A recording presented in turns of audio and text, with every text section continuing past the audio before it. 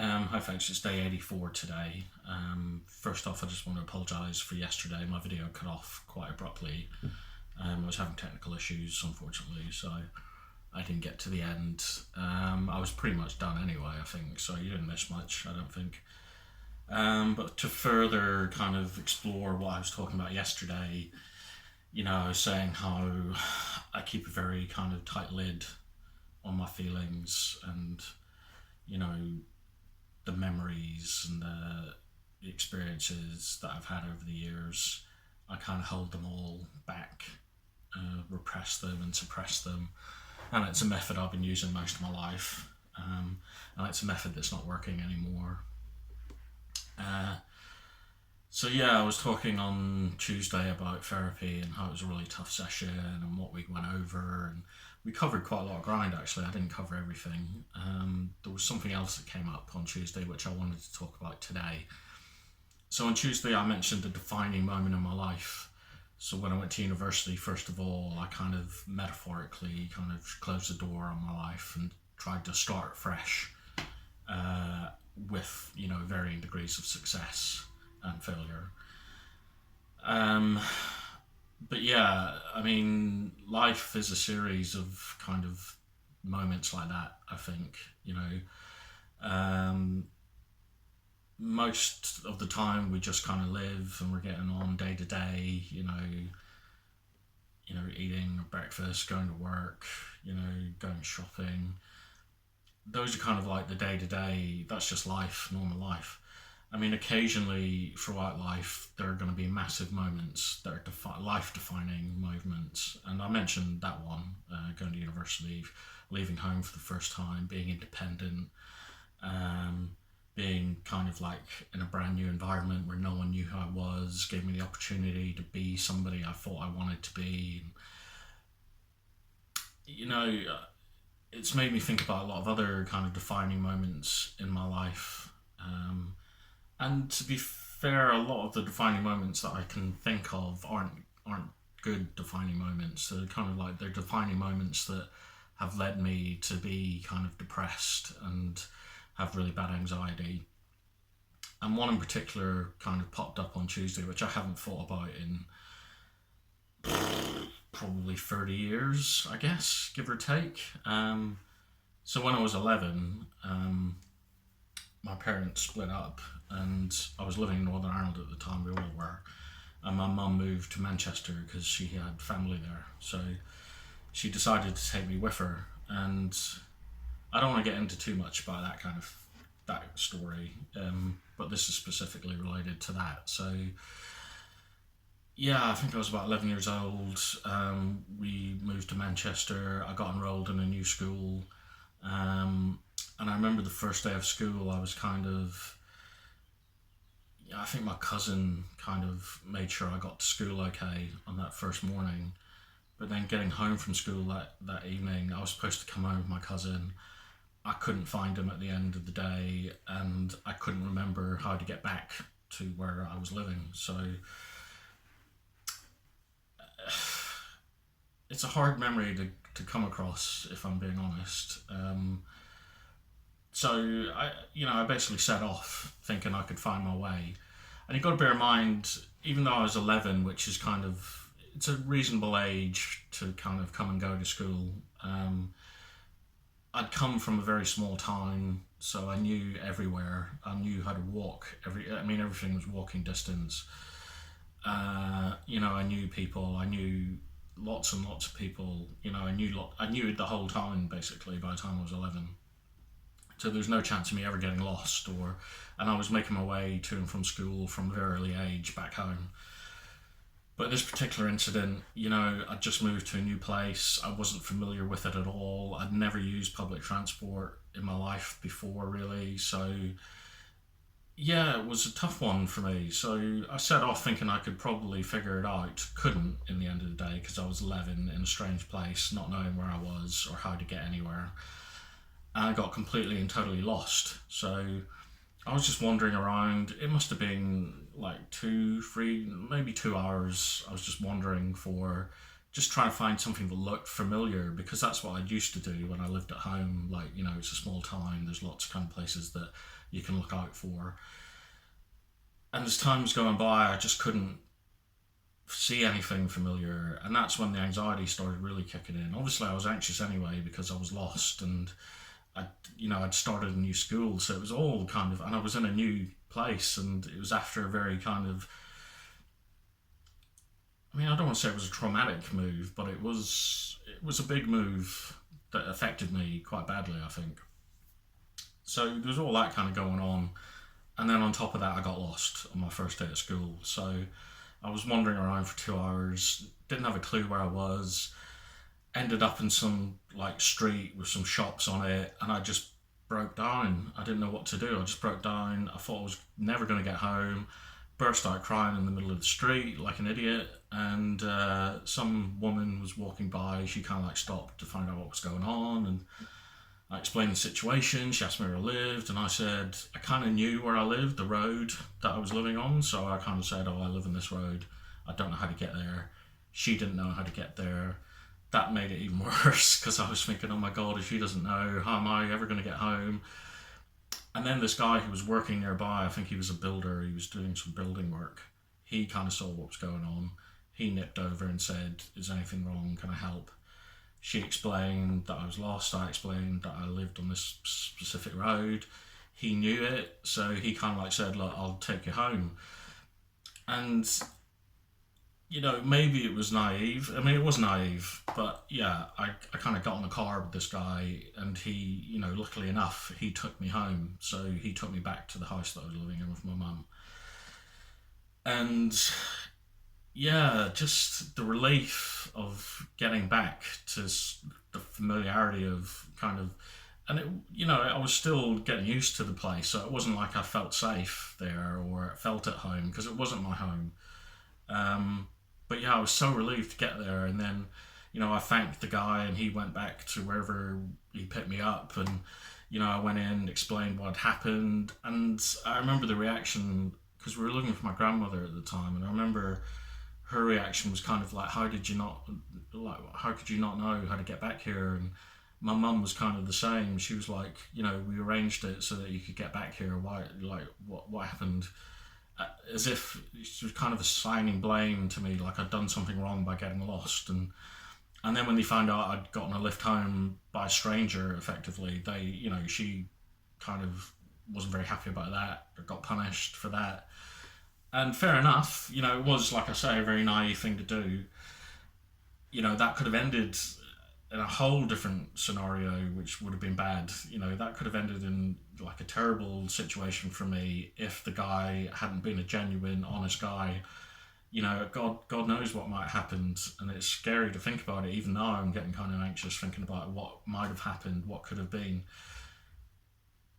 But yeah, he got me home, and the relief that I had from getting lost to getting home was very short lived, because I kind of got punished for, I was almost made to feel stupid for not being able to get back, and then I was kind of told off for getting in his car with a stranger, which, I can understand to a certain degree, but I don't remember any kind of time during that whole scenario where there was any kind of concern for my welfare or how I felt, or if I felt okay, if I felt all right. It just, thinking about it now, it's a horrible memory, and I look at that from the eyes of I'm 42 years old now, nearly. If I'm looking at that scenario from an outside perspective, if I saw an 11-year-old child in a new place, in a new situation, lost, frightened, alone, breaking down in the middle of the street, I'd want to do anything I could to make that child feel okay and safe. That's the most important thing, feeling safe. And I didn't feel safe. I didn't feel safe during the experience, and I didn't feel safe after the experience, because I was kind of made to feel like I'd done something wrong, and I hadn't really done anything wrong. I'd just gotten lost. And it's a hard memory to kind of go back to, because, I remember when I think about it, I get really anxious, and, yeah, it's a horrible thing to think about, and I think about what might have happened if the guy had been a bit more sinister. I think about what would have happened if he hadn't popped along, and I would have kept wandering around, got even more lost. Where I would have ended up, I don't know. I don't know. It's not good to think about. But at the time, yeah, I was made to feel like I was stupid, and I'd done something wrong, and I was made to feel bad essentially, and I felt bad enough anyway. So, but looking at that now, if I was in that situation and it was my child, I wouldn't. My first concern would be that they were okay, that they were safe, and I'd make sure that that wouldn't have happened in the first place. I'd never take my child to a strange country because it's only Manchester, but it's a completely different kind of situation to what I was used to. I grew up in a small town. To go from that to a kind of suburb of Manchester, having to use public transport for the first time, I wouldn't put a kid on a public transport on their first day of school anyway. I'd make sure I took them there and make sure that I was there to get them back again. That's, I'm looking at it from my perspective as an adult. That's what I would do with my child. I wouldn't let my child just go off on a bus on their own and rely on them kind of, just hopefully getting home okay on that first day after being kind of uprooted from everything I knew. My family unit as I knew it was completely blown apart. So I wasn't in a good place emotionally. And that kind of just epitomised the entire experience. So I lived in Manchester for a couple of years when I was 11, 12, and I don't look back at that time fondly. I have fond memories because I have a family who live there. So I got to kind of connect with my aunties and my cousins, and we were all kind of around about the same age. So I used to hang around with them. I made some friends there. But overall, the experience wasn't good. And, it's really stayed with me, that kind of. Because when you're that age, you're going through kind of formative times, and what goes on around you does affect you, whether people realise it or whether people want it to. It does, as a child. And it's important for children of that age, I think, to feel safe and to kind of feel comfortable and confident in where they are. And I don't feel like I ever felt like that when I lived in Manchester. And like I say, I have fond memories, but I don't look back on the time overall as a good time for me mentally. And that came up on Tuesday because, we were talking about trying to get to the root of my anxiety issues. And, it started a long time before that, but that was kind of like a prime example of, a situation that I should never have been in.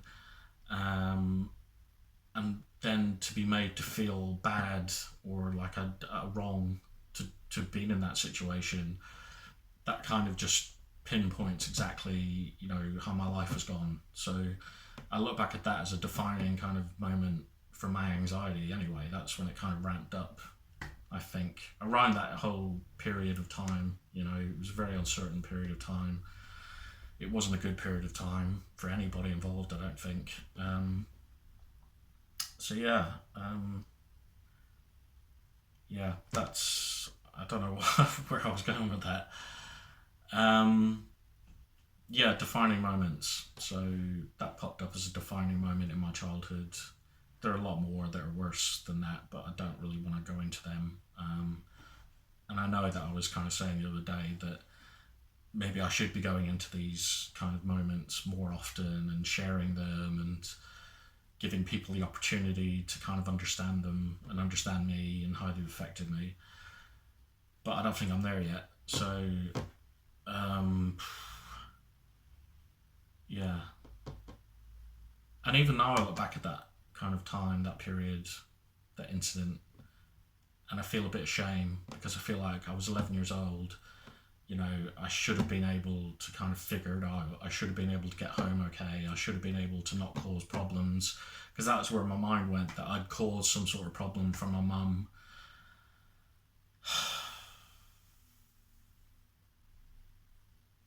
But I was 11. and I was going through some shit, and no one seemed to care. And yeah, it's tough to think about it.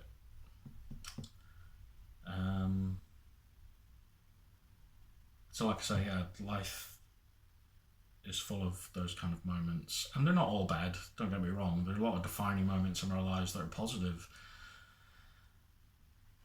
but yeah, there are those ones that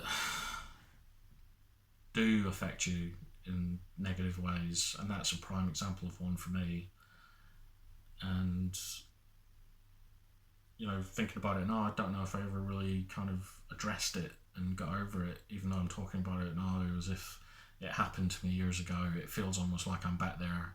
I do still feel a bit embarrassed and ashamed of myself, and I do feel like I did something wrong that, and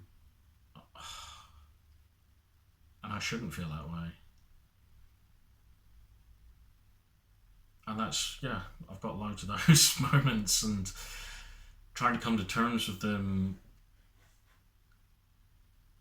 and accept them and make peace with them. I don't know. I can't do it right now. I don't know how I'm gonna do it, but I guess that's what therapy's for.